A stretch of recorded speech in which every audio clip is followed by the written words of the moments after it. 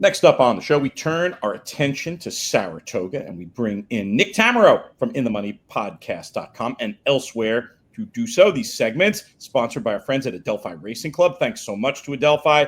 Went to an amazing Adelphi hosted party in Saratoga last weekend, catered by our friends at Solivo.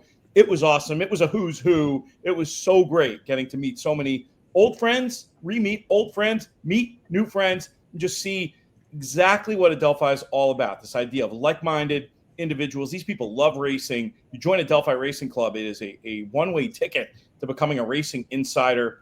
Special experiences at the track, off the track. And this is a great time to reach out and learn more about Adelphi because they're going to be very active at the upcoming sale here in New York. The New York bred sale is one that they target above all others.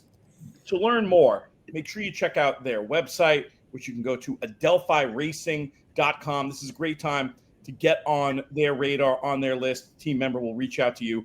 An affordable, incredibly fun way to participate in horse racing ownership. And I just know not only have I had some of my favorite days in racing as a member of Adelphi Racing Club, I've just learned so much from the access you get to their team and their horses. Reminds me that Perrin has put in a request to go visit Gem Mint 10 at his stall. I got to take care of that, but that's a production meeting for me outside the show. We'll take care of it. Nick, how are you, my friend? Everything going well at Saratoga so far? We are halfway through. Doing well. Yeah, made it to halfway point on my Nick's notebook for Thursday. Gave out some mid-meet awards.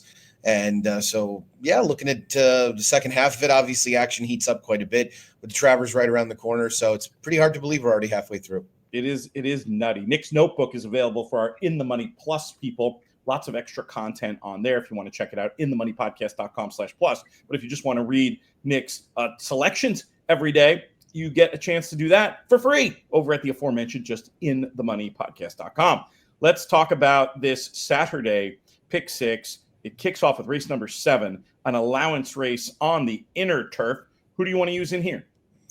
Yeah, this is a good bunch of horses that came together for this 2 other than, and it should be, based on the weather forecast at this point, the opportunity that Resilience is finally getting to go to the turf for the first time. He was entered for it on opening weekend, and that race was washed off the turf.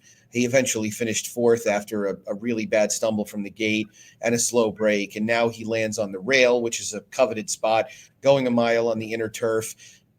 Just looking at this horse, as far as the pedigree goes, it's an outstanding turf pedigree, which I think we had talked about it prior to what should have been his turf debut last time out. He's by Into Mischief, who's a 13% turf sire, but it's all dam side. The dam won a couple times on turf. She produced the graded stakes place Capitol Hill, who finished second in the Manila back in July.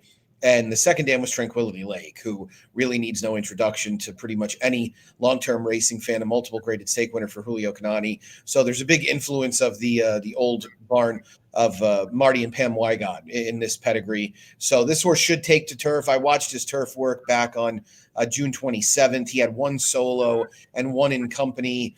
He ripped apart the company in the one where they were together. It was a horse named Remarkably, who's a dirt horse that I guess Bill Mott was flirting with the idea of moving to turf. He looked good in the solo one as well, responded to rousing, galloped out strong in both of them. I'm an amateur workout watcher, but he looked good in both of them. All that said, the clear horse to beat in here, Pete, is the 7 exact estimate. This is a horse who comes out of a higher level allowance race. Is only eligible for this because Chad Brown's willing to run him for the $75,000 tag. I'm guessing for a horse that's made 14 starts and is out of conditions, they're probably not going to be upset if somebody takes him for 75. I can really only think of a few different connections that would even contemplate it. And I'm not sure if Mike Maker's going to get 1.5 miles out of this horse. So I don't know if he'll really want to go for it, but he was 3 wide the entire trip last out, went second behind Cugino. And that was a race that also included Big Everest. That was a day where you wanted to be inside at Aqueduct, and he was never anywhere near it. That July 25th Bullet workout was in company with Intellect, who came back and ran second in the 4-star Dave on Saturday. Exact estimate did at least as much as stick with him, if not even poke his head in front on the gallop out. So he looked very, very good. I would single him. I'd use Resilience as a backup. I really can't see anybody else in here. I understand maybe why people would want to go after a horse like Depiction, who's dropping in class coming out of the poker. He was a little wide there, race dominated on the front end by Donegal Momentum, but he would be nothing more than a backup for me. I did put depiction on top. Maybe I was getting a little bit too cute. It was just looking at this pace situation and thinking there should be enough to set up the late run.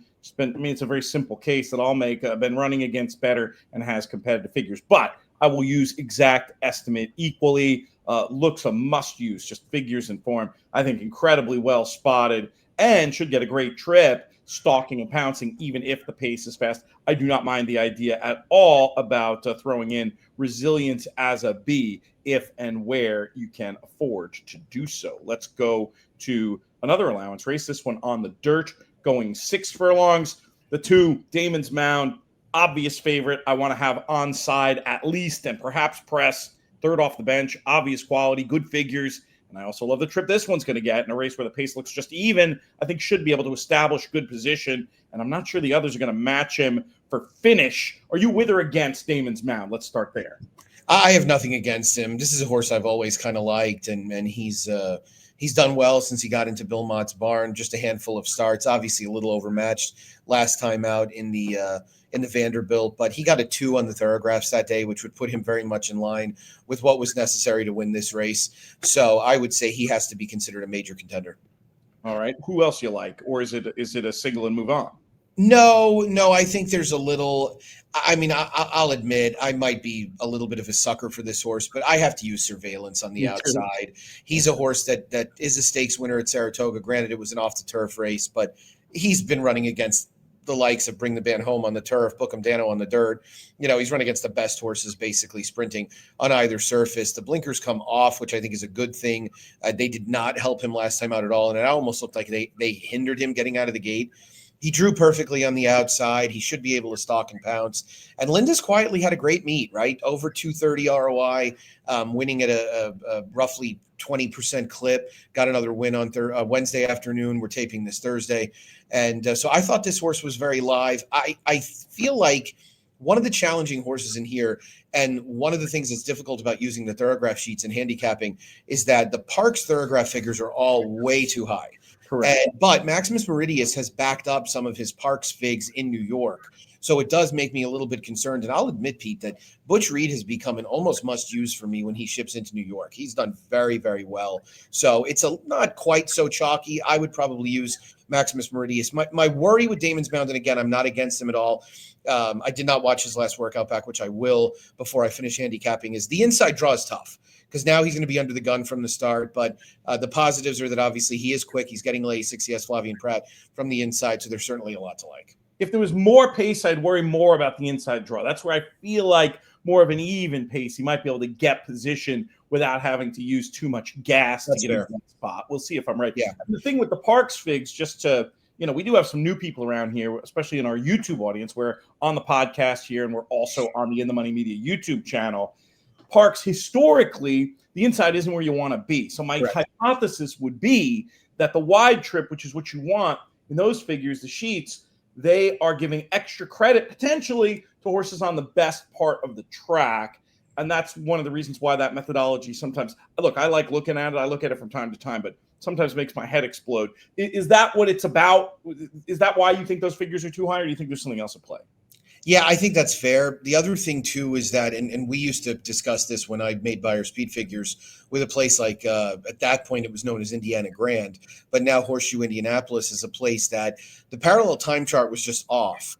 And the problem is you need a data set in order to change that. So it was a place where figures looked like they were off for quite some time as well. And to me, it still looks that way. I see horses running figures there that just aren't duplicated anywhere else. And I understand some of them are going to places where maybe the racing's a little bit tougher, but I think Parks fits in that category. And I think your hypothesis is totally fair. When it's a wide outside moving place, I think that does certainly augment some of those figures. I mean, as far as a horse like Maximus Meridius goes, if you're looking at Buyer Speed figures, his 3 best Buyer Speed figures recently have come at Aqueduct and Mahoning Valley. So he's a horse who can travel. And he does have that speed that will help him kind of latch on to Damon's Mound. And that may end up setting it up for somebody from a little bit off it, hopefully Surveillance. I like Surveillance as well. I had as my second choice, getting back to the right surface here. Grade 3 winner almost in this form cycle. And as you pointed out, could get a good trip from that outside draw. Let's go to the Saratoga Oaks. Grade 2 action. Very interesting shipper to talk about in here.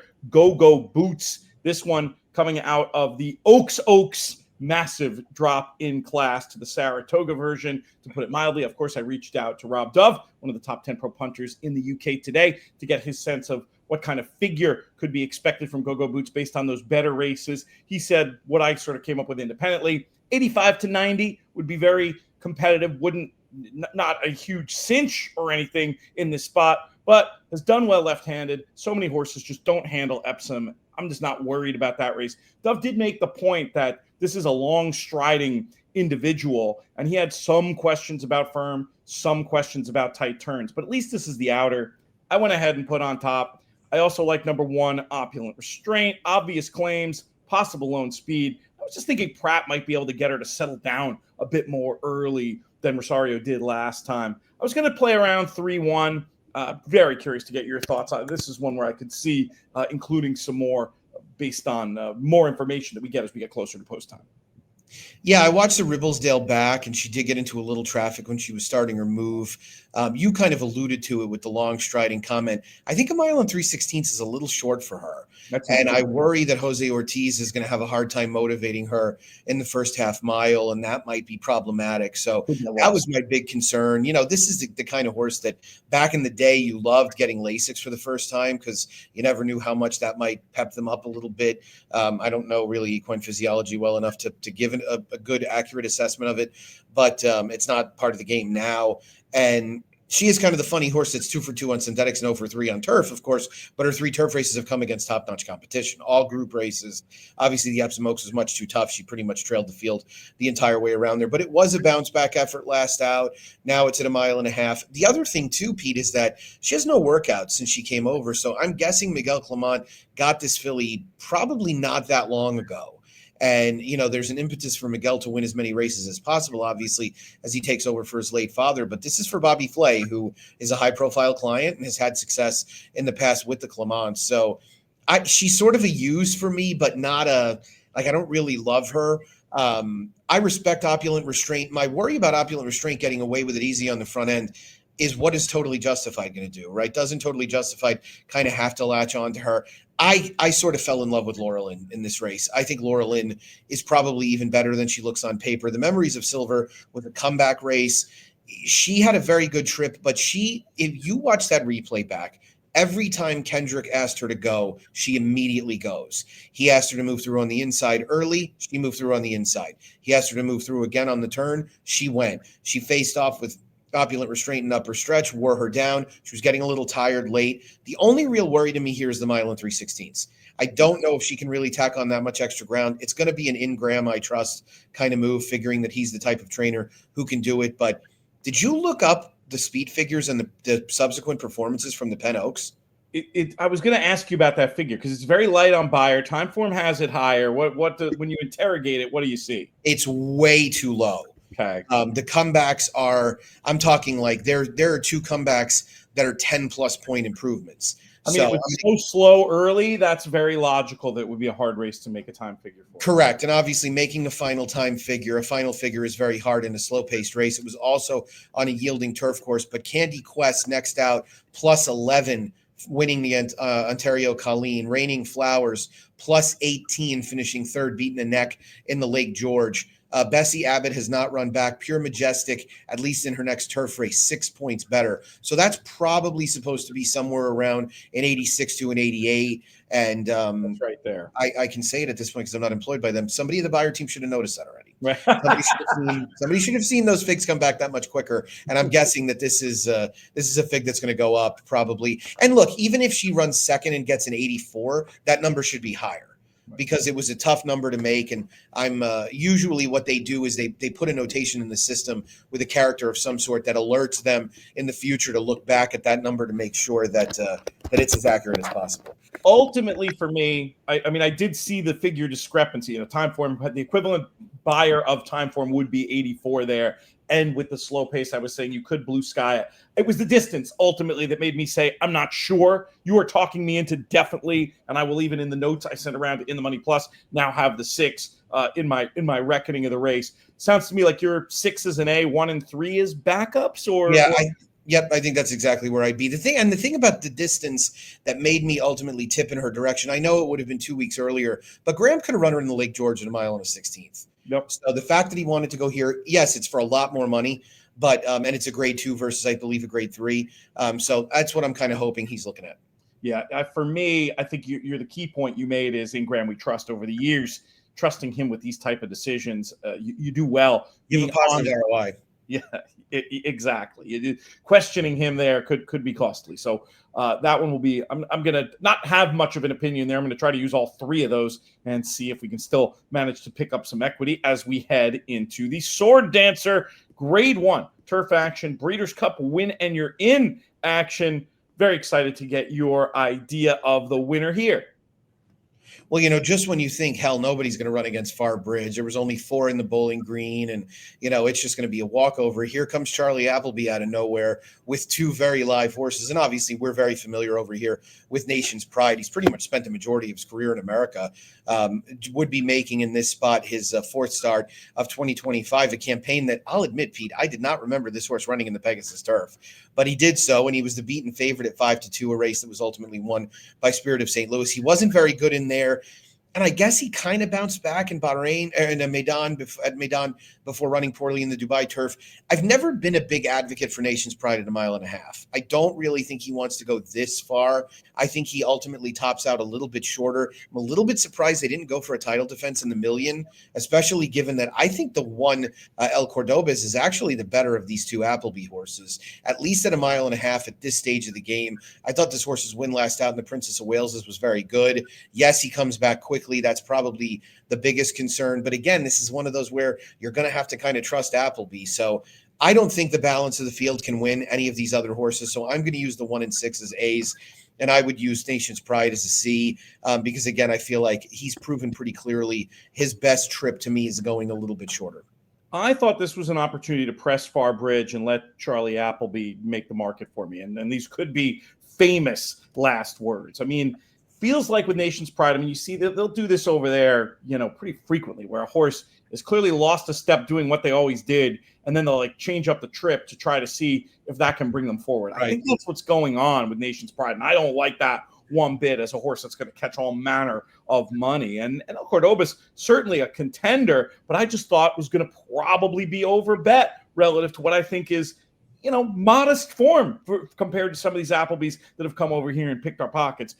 Appleby's barely sent horses. He had 2 runners in North America all year back in the Pegasus. So I just don't think we can look at this Appleby like the Appleby of, 2 years ago. You'd have to go back to where he was winning everything in automatic. I'm worried they're going to bet him like he's automatic. And meanwhile, here's Far Bridge, who's just established this terrific resume. He's done well under so many different circumstances, in terms of ground condition, in terms of pace scenarios. This is a horse I think you can mark up. And, it's a tougher test than what he's been facing, but I think he's going to be up to it. I was going to go to war with Far Bridge here. Am I making any kind of convincing argument to you on this? Yeah, for sure. Look, I don't think there's much you have to say about him being a major contender in this race. I think what I have to get over in my head is that I feel like this horse needs to be inside. And I feel like one of these times he's going to get blocked or something is going to happen, or he's not going to be as effective rallying on the outside. And so that kind of makes me not like him as much. I think the big reason on El Cordobes why he's over here is he's a gelding, right? So none of the late season races are going to be a fit for him. And so it makes sense that he's over here. But I agree. You do end up having to pay a pretty hefty Appleby tax when he runs horses over here. And no doubt you're going to have to take it on both Nation's Pride and El Cordobes. But and Far Bridge at the morning line of 9-5 probably constitutes some measure of value based on what he's done so far. And his resume, you look through those races, you realize he's been pretty damn good for a while, going back to this race a year ago when it was run on Travers Day. Let's get to these last couple of races. I don't want to give them short shrift, but we are running close to time. But we got to at least give our high-level thoughts on this 11th and 12th. We'll start with the 11th, an allowance race on the dirt, going 7 furlongs. I wanted to use at least 3 runners in here. Limes Don't Lie, I thought, showed plenty of quality last out, breaking poorly, making a middle move into position. I feel like that trip was tricky and might have masked some improvement, and she's been working well and steadily since. The 3, Alieska, probably don't need to lose to the other Chad runner who was third in a good race and ran a strong fig last time. And then speaking of figures, number 8, Next on Stage, looks like one to use off her best races. I didn't have a strong opinion, was hoping to sort of survive and advance. 2, 3, 8. Are those your numbers, or you want to bring in something else? Yeah, I really like Alyeska in here. I think she's going to be very, very tough to beat, and I think was badly compromised by a slow pace last time out. Ragtime obviously came out of there, nearly won the test on Saturday in a very strong effort, equaled her Beyer speed figure from that allowance race. Alyeska is a horse that had been was a really impressive debut winner for Norm Cassie, and then switched barns and is now with Chad Brown. Chad's got really good numbers, second off long layoffs, and I just think this filly's going to run better in a more honestly run race. I think the horse that you're supposed to take on, and you excluded her, so I think you're definitely on the right track, is the One Practical Love, because this horse got a giant figure last time, sitting an easy trip outside against a field where that group didn't come together as well as it could have for the level. That was also during opening weekend, July 4th weekend, where Bill Mott was killing it. He's now at a stage where he's just won for his last 14 at Saratoga, so things aren't going quite as well. But obviously, we'll see Mott even out a little bit. So no, I like Alyeska quite a bit. I would back up with some of the horses you mentioned, including the 8 Next on Stage. I thought maybe one of the interesting prices was the 5 Chatter, first-time Lasix for John Ortiz. We've seen him do so well up here in the past. She's very quick, so I'm hoping Manny just goes pedal to the metal right from the start. Not the easiest thing to do at 7/8 at Saratoga, but it will definitely give her best chance to win. You don't have to twist my arm to throw an Ortiz runner in there, that's for sure. Let's get to this nightcap. 1 1/8 on the turf for this, and all of these late picks are going to pay off here. So I'll ask you the key question, my friend. How are we going to get paid? Yeah, this is a fun race. I mean, you've got some horses for connections that aren't based in New York, like the 5 El De Larry, who ran really well last time out, but mainly the 7 Fidelut Kayud, who is coming in from New Jersey off of 3 straight one other than tries for Juan Avila. And this is a horse that the last time we saw him in New York, he was finishing second to Rhetorical, who looks like he's probably the next big New York bred turf stake horse. And so I thought Fidelut Kayud made a lot of sense. Ricardo Santana Jr. is riding amazingly well. This is a horse that wants to be forward and interested, and it seems like he's really at his best with those types. So I'm going to pick that horse on top. He's going to be prominent in anything I do. I'm a little torn on Amplitude, Pete, who's going to get over bad. He's got a good inside draw, but he was picking up in garbage time last out. And American Grant, who won that race, is a horse who really has bounced around the claiming and allowance ranks for well over 2 years and finally got that one other than last time. So I wonder if Amplitude might just be a little overrated and a horse that you're supposed to maybe be a little bit more critical of when push comes to shove. I did think El De Larry is a horse that I want to have on there. And despite the difficult post, I thought the 10 Charles J, with Irad coming back on him off of that wide trip last time out on a course that had just taken a bunch of rain, he really made the best off the pace move. Blinkers go on now. Maybe that helps him get over quicker and save a little more ground. 7, 5, 10. Did I get that right? Yeah, I'll go 7, 5, 10. I did have Fidelut Kayud in the mix. I think this is a race that it could be tricky for the ones up front. I do think there's plenty of pace, but I think this is the one that's going to be the best, the one that maybe stalks and pounces and emerges best of speed at the pace call. But I do think closers can come running. Look, I don't trust Amplitude, but I'd be lying if I didn't say I was going to use him as an A. Just it looks like a good pace scenario, second off the layoff. Don't fully trust, but the way I see this race playing out, I want a couple of closers. And then my goofy idea for a closer is the 9 Ortis. This horse might be cheap, but this is a trier. And again, in a race that might set up for a closer, it's going to take a little bit of a shot, try to close it out. 9, 2, 7. Going to take another look at your 5 and 10 as well and include them where possible. Any other thoughts on this card or anything else going on at the Saratoga on Saturday? No, fun card. Good luck to everybody getting involved in the 4-Star Dave, or it's not the 4-Star Dave Challenge anymore. I guess it's the Sword Dancer Challenge now, but on track and online for Naira. So they're giving away a BC spot. But at Twin Spires, they're also giving away some spots to the Min Million Betting Challenge, a Saratoga N Colonial contest coming up on Saturday. There's a bonus feeder as well on Friday for $240, which means they add in extra seats based on the number of people who buy in. Right. So a lot of contest action at twinspires.com as well. Yeah, folks aren't paying attention to this Twin Spires contest program. It's been fantastic. Saratoga to the mix has just put a whole new dimension to it. Go to twinspires.com, navigate over to that contest tab and see everything there. Thanks also once again to our friends at Adelphi Racing. Learn more about their awesome operation at adelphiracing.com. Not just reading the ads, also a client. The old, was it Cy Sperling? This is before your time. Anyway, some old people are laughing. People my age and older are laughing. Hair Club for Men. That was the company. That's right. For Nick, I'm PTF. And that's it for this video on YouTube. If you're on the listening side, we'll be back right after this.